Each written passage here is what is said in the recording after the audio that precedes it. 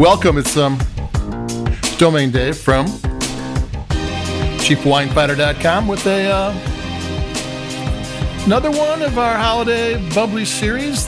This is one I've had for a while. I had a Zoom tasting with these folks from Veneto, Italy, Prosecco, to be precise, with some of their fancy stuff. Not the same old supermarket ones, which I like, and they're actually the largest selling bubbly in the world. They sell more of that gallon-wise, and any other sparkling wine. Champagne, money-wise, still wins, but in terms of it being drunken, or whatever, it's Prosecco. And this is the Bortolomiol 70th anniversary 2017 DOCG Brut Nature Prosecco. There's a lot of names going on there. And why is this different? Regular Prosecco, a non-vintage Prosecco, when they make that, they try to make it the same every year. They want to get a house style. They want you to know when you go to the store and you get their brand that it's going to be just the same drinking experience as was last time, and the time after that, and then the future will be the same thing too. So they're always trying to make it exactly the same in a style that's identifiable to them. And that works. That works really well because, like I said, they sell a lot of it. But now they're trying to go a little bit upscale. And like this is a vintage data 2017. I'm not sure if you can still find this wine. That's not kind of the point of this whole podcast. It's more, if you can find this one, great. It's pretty cool. But it's more like if you like Prosecco, but you're looking for something a little bit different, a good wine shop should have a vintage data Prosecco. And they're different. This one's single vineyard.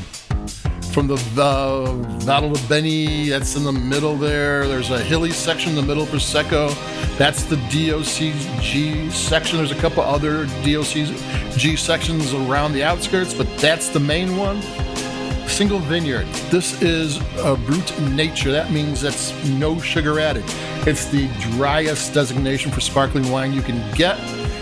2/3 of all non-vintage Prosecco is semi-sweet, demi-sec. And then the Prosecco you normally get then has a good deal of acidity that balances that out. And when the acidity and the sugar meet, it kind of, all it does is make it like a nectar sweet. It's like drinking ripe citrus and fruit. This is bone dry. There's not that much acidity in this thing. Flavor's completely different. Where before with the non-vintage ones, they're intentionally trying to make a wine that tastes the same every year. They're doing everything the same. This one is the expression of the vineyard. This is where the winemaker gets to do his own thing and doesn't have to do the same thing over and over again. Not that that's a bad thing, because Prosecco sells like crazy, like I said. I'm going to take a sip.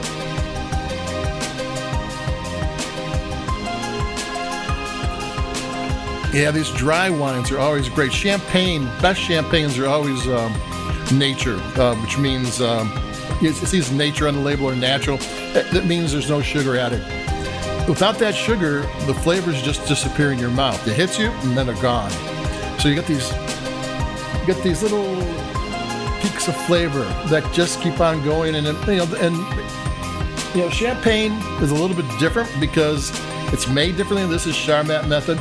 Oh, and this is tank fermentation, where they put the wine, the first fermentation in these big vats that are pressurized.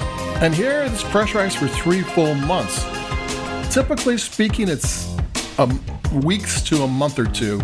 This is 3 months in a pressurized vat is a long time for Prosecco.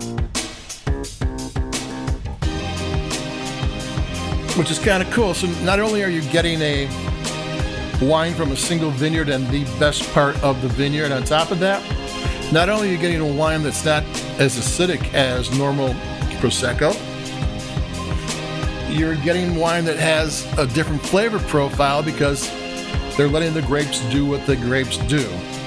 So it's a very unique one. I think this was, according to Wine Searcher on the web, if it's available anywhere, it should be around $24.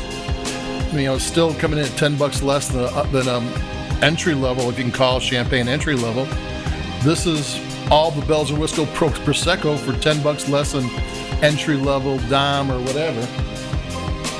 And that's kind of the cool thing about this. I mean, you can always go and just get the famous ones, and they're really good. There's a bunch of them. With Cheap Wine Finder, I never look to try to find one that I love and want to repeat, because we don't repeat wine. We're always going to the next one. But that's the whole thing about non-vintage, to give you a repeatable experience. And this wine really is kind of growing on me. At first, it's not what I expected Prosecco to be.